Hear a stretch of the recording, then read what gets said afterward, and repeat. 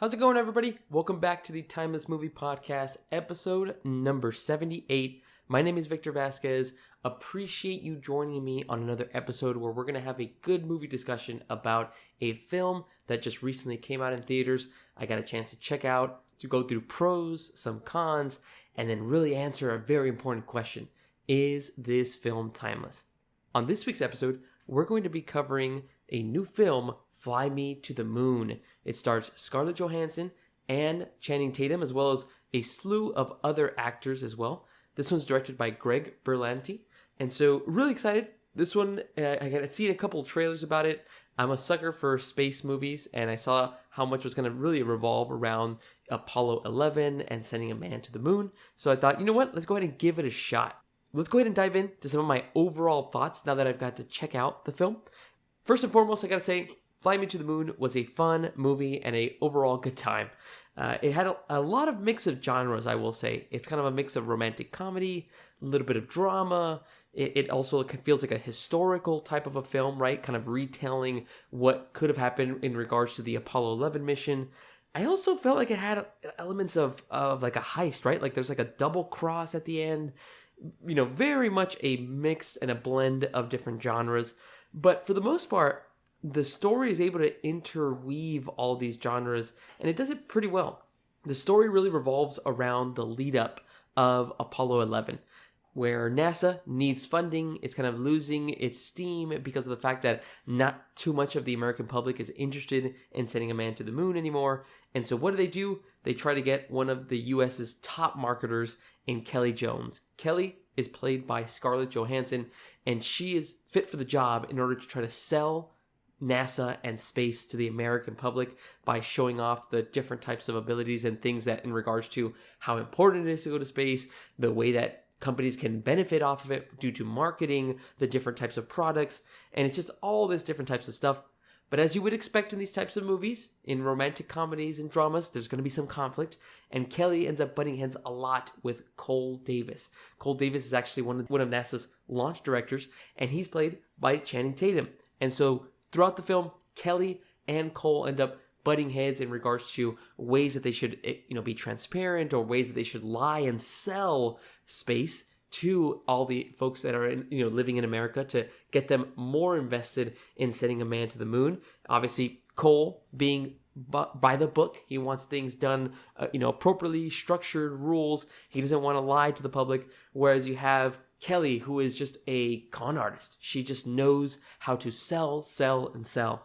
And so really great dynamic that you see between Channing Tatum and Scarlett Johansson. And so again, you get to see them kind of play off of each other as well. Really good stuff that they're able to kind of show off. And again, the biggest selling point of this film is, can you highlight how big it is to send somebody to the moon?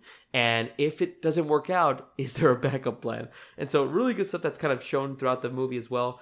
I really like space movies. I love seeing this kind of different perspective in regards to, rather than showing, okay, here's what, the complexities, the troubles that the team at NASA had to do to perform from an engineering perspective to send somebody to the moon. Rather, it's more of like, how do you convince senators to fund your project? How do you convince folks that, hey, space is very important, considering that there's a war going on during this time of the 1960s. So really good stuff. Overall, I had a good time in the theater watching this film. All right, let's go ahead and segue into some of my pros of why I like the film. First pro is got to be the score. Throughout the entire film, Daniel Pemberton, he is the composer of the score. He did a lot of good stuff in this movie to kind of highlight and just make this whole kind of experience much more enjoyable as you're seeing Kelly kind of, again, try to sell, just be nonstop aggressive and not let any no's stop her. And the music that plays along the film just kind of fits this very cool tone. Daniel Pemberton, if you guys aren't aware, he actually had my favorite score of 2023 in Across the Spider-Verse. That score is, I think to this day, I still listen to it. Just developed some really great music for it. And in Fly Me to the Moon, pretty much the same kind of work. He's able to kind of build off of this, feeling of engineering and space and making space feel very majestic. And I really enjoyed that. Also, though, for the soundtrack, he was actually able to kind of compose a lot of good 60s music that fit the real time and period that you're watching in this film. So got to give it up to Daniel Pemberton for setting up the score and having it really fit this movie and what they were trying to show.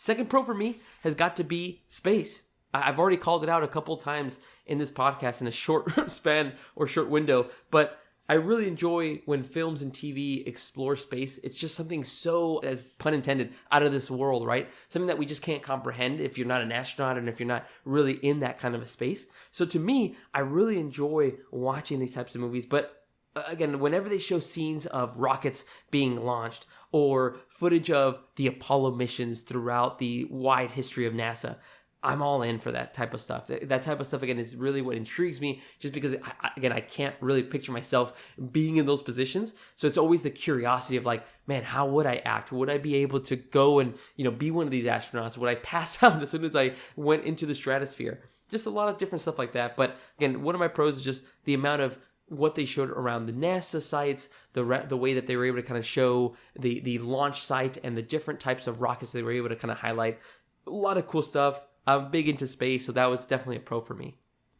Third pro that I had was actually the side characters in this movie. This film had a plethora of different actors. Again, I called it out. Scarlett Johansson and Channing Tatum are really the top bill of this film. But you had Woody Harrelson, you had Ray Romano, you had Jim Rash, you had so many other folks that participated in this film, and it was a lot of good stuff. But I gotta throw and shed some light to the side characters. Woody Harrelson, he was so good, and he steals a lot of different scenes. Woody ended up playing Mo Burkus. He was kind of like he worked for the president, which at the time in the film was Richard Nixon, and he was just trying to secretly undercover try to push Kelly and show that U.S. needs to beat Russia in this space race. And he did whatever means necessary, including coming up with a backup plan, which was, what if we don't make it to the moon? Let's then film it on a set. And so a lot of good, great scenes that, Mo ends up interacting with for Kelly and Cole as well. But I also got to give a shout out to Jim Rash. He ends up playing the director, Lance. Lance was just over the top, exaggerated. He was one of those types of directors where, he needs everything exactly how he requests it. And if it's not, he's not going to be able to work, but he also steals a lot of great scenes. And again, just really love the energy between Woody and Jim, who were able to pull off such great side characters and just add a little bit more color to this film as well.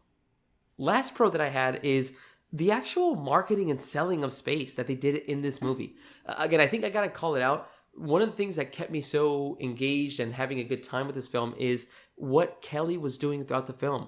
What brands would she bring in? How could we market watches, cereal, cameras, all this different stuff that you don't really think about, that you're like, hey, all these corporations, imagine being the first watch to be in space. What about the cereal that astronauts will eat during breakfast when they're going up for their spacewalks?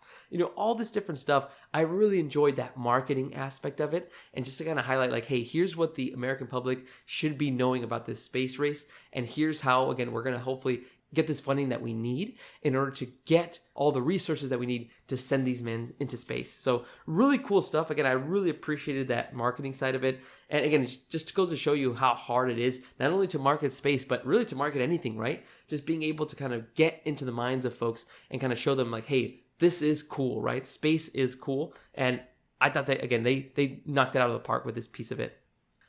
All right, moving into some of my cons. Again, the movie wasn't perfect for me. I did have a good time, but I do want to say that there is a part in the third act where they, like I mentioned at the beginning, that piece of like where it felt like a heist, where it's like a double cross. What ends up happening is that there's a little switcheroo that's being done. Mo Burkus, who is the secret agent that works for the president, is pushing for, you know what? Even if we are able to land folks on the moon, I want the entire world to see footage of what we have filmed in this soundstage. And he basically pushes for that. What Kelly and Cole and some of the other folks that are in that NASA site end up doing is actually switching the footage and showing what actually is happening on the moon in real time. Now, this switcheroo actually feels like it drags on a little bit too much. For me, I wish they would have just completely fooled Mo right at the beginning. As soon as he saw something go wrong, it's like, hey, this isn't the same footage. Like, what is this? Where is this from? And just kind of have him be confused and just accept that he was bamboozled. And instead, they kind of go through a very kind of long sequence with the cat and doing all this stuff in order to reveal that, hey, the footage that the world is seeing is actually not our soundstage. Again, I kind of wish they would have maybe cut a little bit of that just to kind of make that a little bit of more of a smoother switcheroo, a little bit of a double cross. And again, just I wanted that a little bit more straight to the point. But that's, again, just me, little nitpick I had. Second con that I had was I actually feel like I would have enjoyed this film a little bit more if it was much more following the path of a romantic comedy. It starts off with a funny scene. It has a lot of different hilarious moments throughout the movie, but it also kind of tries to feed in a little bit of that drama, like I was mentioning, a little bit of that historical piece of like what it was like to try to get funding for NASA and this mission for Apollo. And I actually felt like, again, there was moments where, because it was kind of flip-flopping between these different types of genres, although the story does flow really well, I kind of wish that I would have enjoyed the experience more if it was just a romantic comedy. Just stick with this funny chemistry that Kelly and Cole are going through. Scarlett Johansson and Channing Tatum are both great actors, and they did, again, a great job in their scenes that they were in together. So I kind of wish that it just would have been full romantic comedy, stick to just one genre, and I thought it would have been an even bigger smash for me. But again, those are just my thoughts, my opinions. Let me know what you thought about that. Do you feel like it's okay that they mix the genres, or do you maybe agree that, hey, maybe they should have just stuck to one, maybe just drama or just romantic comedy? Let me know down below your thoughts. All right, now I do want to move into some of my favorite things about the film in regards to performance, favorite shot, or favorite scene or moment in the film. I'll start with my favorite performance. This one's pretty easy for me. Scarlett Johansson. She has a great performance as Kelly Jones, the superstar marketer, con artist in this film.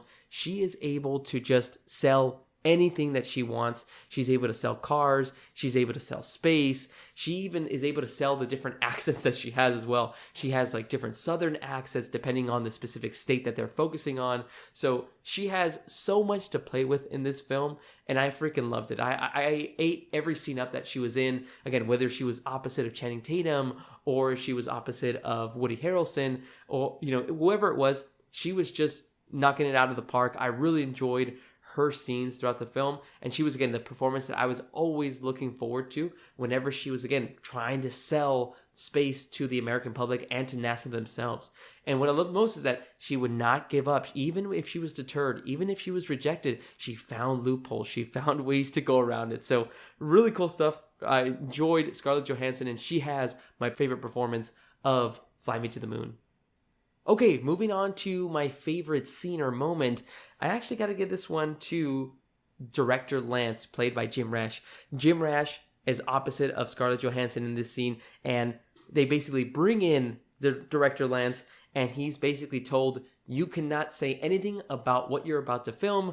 You are basically in charge of filming the moon landing. If obviously things don't go well, we need to do it in the soundstage. And you just see how flamboyant, how exaggerated Lance is when he's told about this. He wants to bring in more high caliber actors, and he's told, nope, you get Secret Service agents. You're gonna have to pretend like that they're Neil, they're Buzz, they're the actual astronauts. You're not going to be able to see their faces. And so he starts demanding all these different types of things. He demands a trailer. He demands what are the specific details about the moon? Like, what does it look like? Is it just a bunch of rocks? It's just all this different stuff. It was such a hilarious moment. You just see Kelly, writing all those notes down, trying to catch up and say, okay, well, I got some work to do before we actually start filming this. But really awesome stuff. I enjoyed that specific moment in the film. And then as for my favorite still or favorite shot, I got to go with whenever they had the launches of the rockets. There was 2 launches that they showed, the Apollo 10 and then the Apollo 11. Either one of those, there was specific shots, but maybe if I had to choose one, I'd go with the Apollo 11 rocket launch. Again, I always enjoy seeing footage like that. It seems like they kind of intertwine like actual footage from the Apollo 11, but maybe remastered a little bit, and then maybe use a little bit of visual effects as well to kind of make it a little bit more modern as well. But really enjoyed those kind of shots. And again, I'm a sucker for space. I'm a sucker for those types of rocket types of images. So really enjoyed that. My favorite shot is Apollo 11 launching off. All right, everybody. Those are my overall thoughts, my pros and cons, just kind of overall opinions. If I had to decide, is this movie timeless after this one watch at the theaters? Again, although I did like a lot of different aspects, although I did like the performances that were held throughout the film, I do have to say that after watching it, this film is not timeless for me. Like I mentioned before, I wish there was a couple of things that may have been cut throughout the movie, as well as maybe just focusing on one genre. If there was a romantic comedy, you have Cole and then you have Kelly butting heads, then eventually falling in love. You have all these different types of moments and just kind of keep it comedy. I thought it would have been a much more fun and even cooler movie. But again, they kind of mixed in a little bit of the drama, made it serious at times, and then, slip in a couple of jokes here and there. So again, to me, not timeless. I definitely wouldn't mind rewatching it just because, again, I still enjoy those space and rocket launch scenes. But again, for me, it will not enter my top timeless list of things that I would rewatch over and over again in a specific year. But those are my opinions. I want to hear your guys' opinions. What did you think about Fly Me to the Moon? Did you enjoy it? Do you think it's a timeless one? Will you be rewatching it in theaters? Let me know down below in the comments. Now, as far as for recommendation, I would actually say that I would recommend watching this movie. You don't have to watch it in theaters. Again, I don't think the theater experience will add or boost, how it sounds. Again, maybe when you get to those space or rocket scenes, obviously those are like the little details here and there that might be impacted by the speaker or the surround sound of a theater. Other than that, though, I think you can wait for streaming for this one. Still a very enjoyable movie. And if you really love Scarlett Johansson, Channing Tatum, or romantic comedies, then go for it. Check it out in theaters. But for me, my personal recommendation, feel free to wait for this one on streaming. All right, everybody. Thank you so much for those of you who stayed all the way through and listened. I appreciate you. Let me know again down below what your thoughts about Fly Me to the Moon was. My name is Victor Vasquez. This has been episode number 78 of the Timeless Movie Podcast. Make sure to check out next week's episode as we cover a new film, and it's actually going to be Twisters. Super excited. Can't wait to watch it. But tune in. Make sure you check it out. And if you haven't listened to any of the other podcasts, feel free to go back. We did a lot of good ones around bike riders, Inside Out, Day One, a lot of good stuff. But again, appreciate all you guys listening. Hope you guys have a great rest of your week, and I'll talk to you later.